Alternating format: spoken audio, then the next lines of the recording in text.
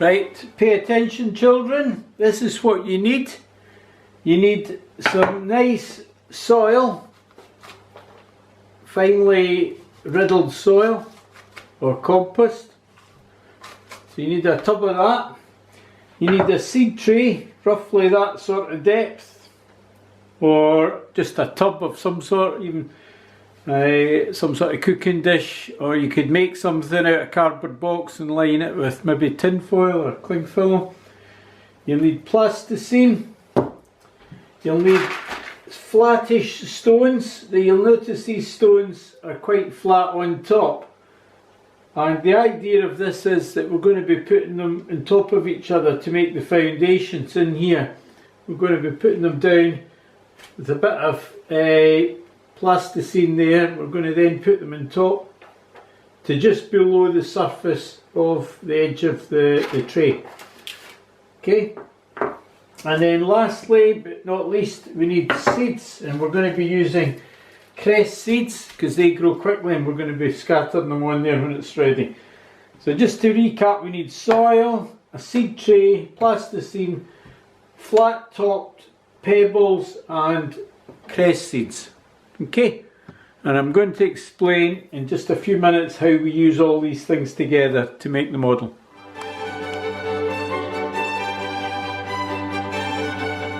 So here we've got the seed tray, which is just about the right depth, or if you can't have a seed tray, you could use a little tub like this.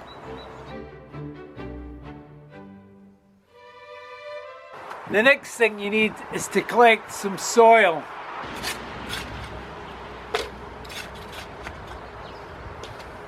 And I'm going to take the soil into the house and dry it and riddle it so that it's nice and smooth.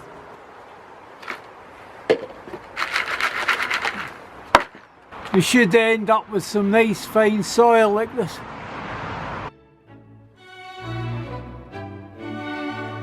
So you need to collect quite a few of these little stones. Make sure they've all got kind of flat tops to them, different sizes if you like. And they're going to form the foundations. Now you need to collect quite a few of these stones. There's a sort of ideal one. You can see there it's flat, it's got flat sides because that's going to form the foundation. What's going to happen is you're going to build the foundations inside the tub like that. And you want the stones to sit kind of on top of each other like that. Okay. We've got packets of plasticine, or it's called New Plast. And this is what you're going to use to build the foundations using the stones in your model.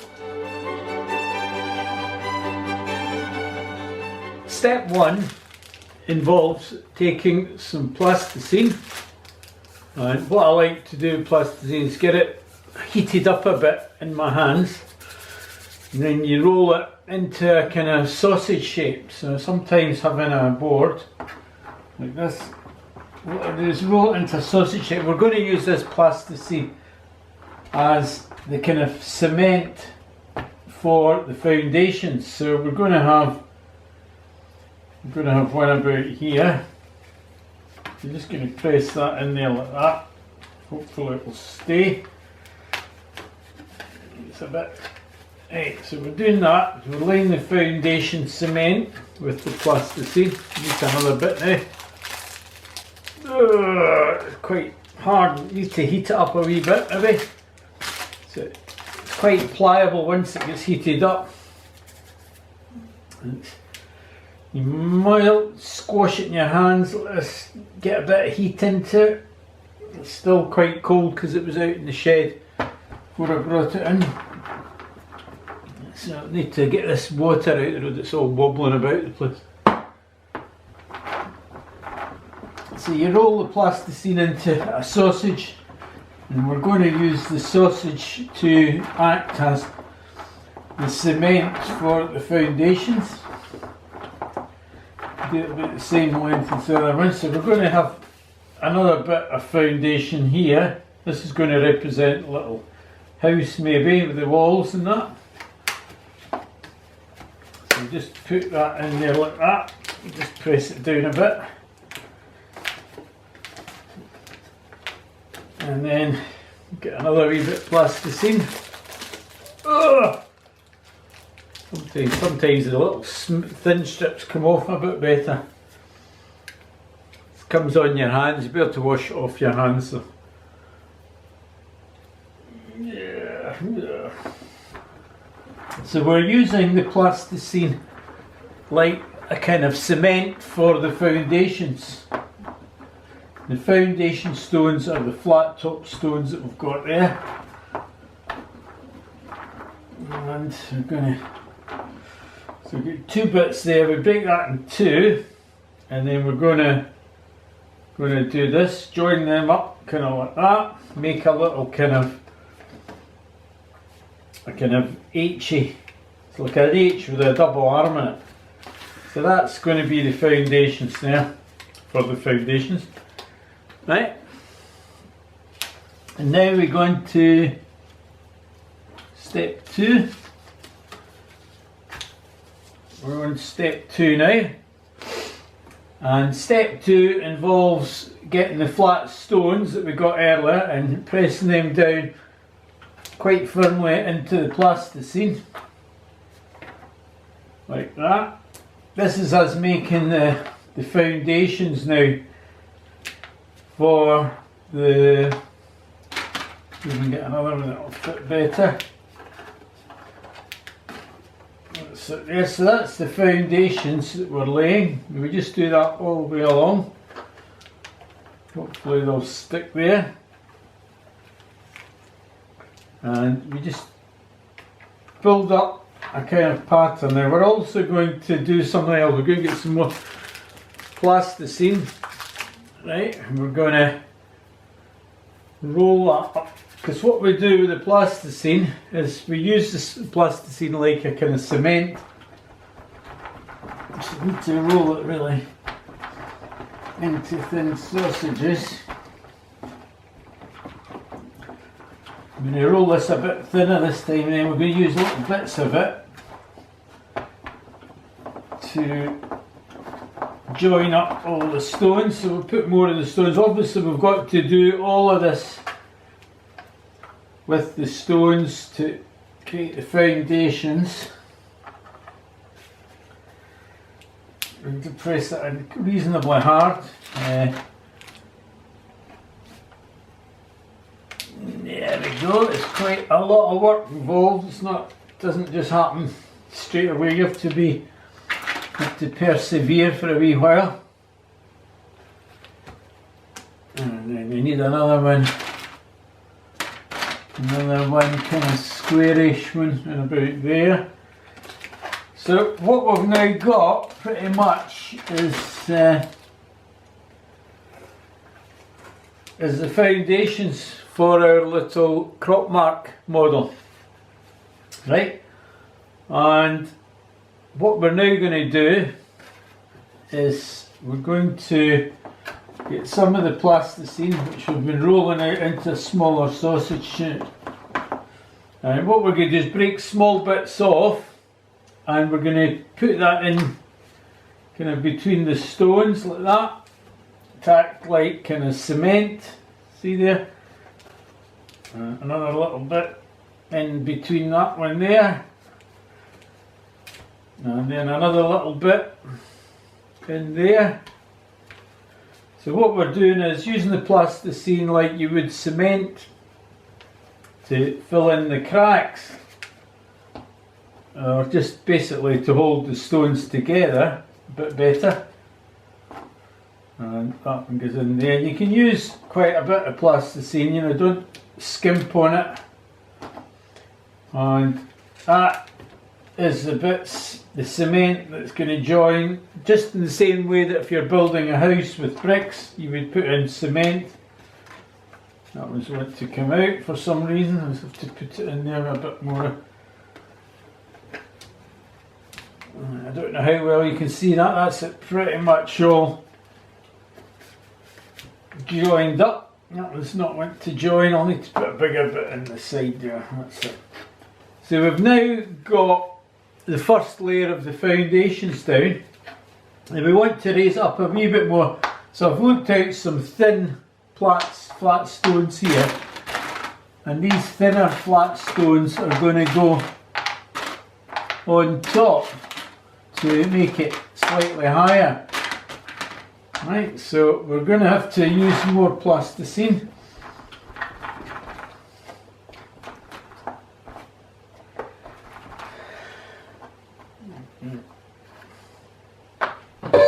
Right, so I'm going to get more plasticine and we're going to put it all along the top here. I'm going to try something different this time. I'm going to squash the plasticine out a wee bit before I put it on.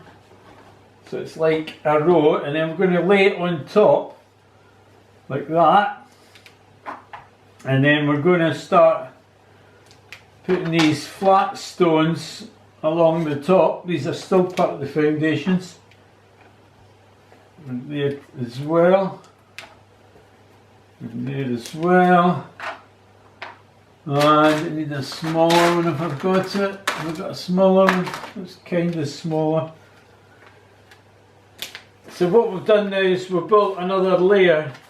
So we're building like the walls of the foundations there. Okay.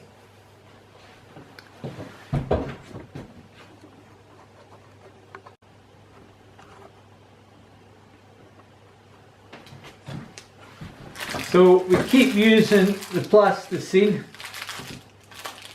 and so that we end up making another layer of stones on the foundation walls. So I'll just show you one little bit here.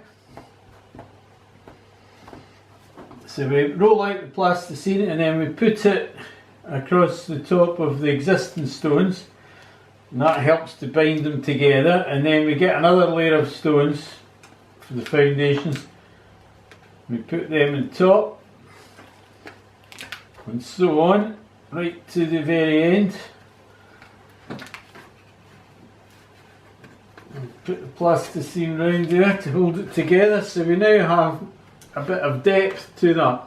So we keep doing that till we get the foundations up to just below the level of the edge of the tray. Okay.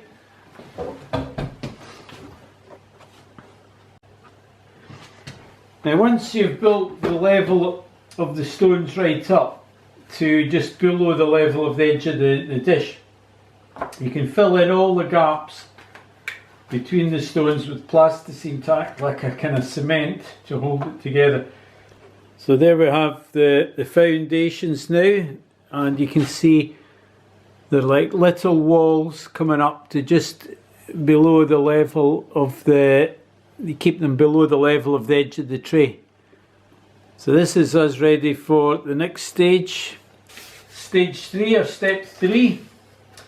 And before you do step 3, I would suggest you put some sort of receptacle underneath the tub in case the soil goes through the holes. What we're going to do now is we've got our fine soil, and we're going to sprinkle the soil